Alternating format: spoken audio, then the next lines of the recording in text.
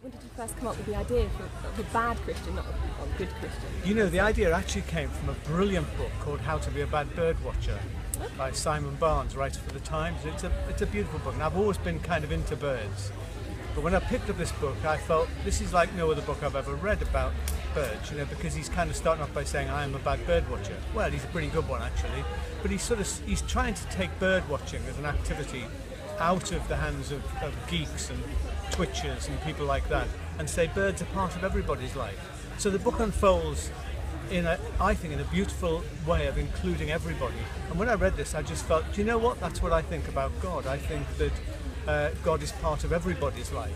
And as he says, it doesn't really matter whether you know that's a goldfinch or a greenfinch or whatever, for you to enjoy it. And I think, you know, it doesn't really much matter to me whether people get religious jargon. You know, whether that, you know, because a lot of people say, well, I'm not very religious, I don't believe in God, but I do think there's something there.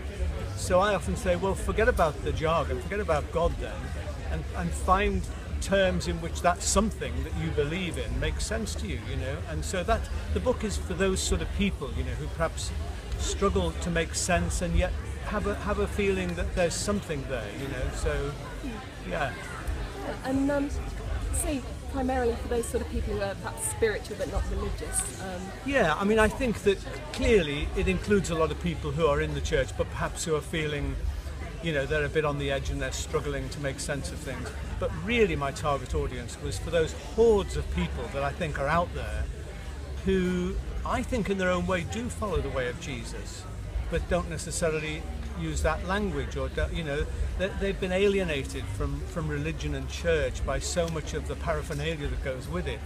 And yet I think God is part of their life. And so I've written for them, trying to sort of give them some framework in which to think about their own spiritual experience. Now, it's specifically Christian because I am a Christian, so I'm coming from that point of view. But I'm not doing that in the sense of saying, you know, unless you believe these 5 things before breakfast, you can't, you know God or whatever. I think that God transcends Christianity and all religions. The way I know God is through Christianity, and that's what I will teach and what I will share with people. But I'm not thinking that my insight into God is the only one that can possibly be true. Don't have all the answers, maybe. Absolutely, that's right. Yeah. Okay. And Christians as well, perhaps church-going Christians, is there something they can get out of the book? Oh, definitely, because I think this whole idea, I mean, a lot of Christians, I like the idea of a bad Christian, you know, because so many people say to me, oh, that's really me, you know. And I think that, you know, those of us who live in churches, who spend our time in churches, tend to be in a kind of an environment, a sociological environment, in which it gets very precious, you know, and you feel that, you know, you have to kind of live up to this something and not admit that you're perhaps failing or you're struggling. And the truth is, most of us are struggling, most of us screw up, most of us kind of make a mess.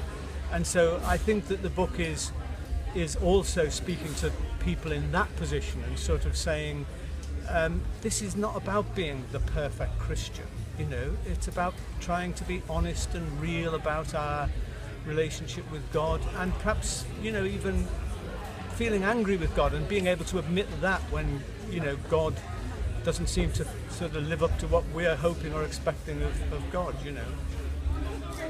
It's great. Thank you very much. Just a quick question. You're at Greenbelt this weekend. How are you enjoying the festival so far? Oh, it's good. You know, I mean, I you know, hope the rain stays off, but it's a lovely sight. It's great to be here, and you know, I always look forward to the audiences here when I'm speaking later on this afternoon about, you know, my next book, you know, the Bad Christian's Manifesto, and I just love the audiences because I think people who come here on the whole are people with a kind of openness of mind, and they're looking to be challenged and not sort of wanting to just kind of, you know, a lot of places I go to speak, I end up getting heckled by people who are, you know, I'm treading on too many toes, whereas I don't find that happens here, which is really great.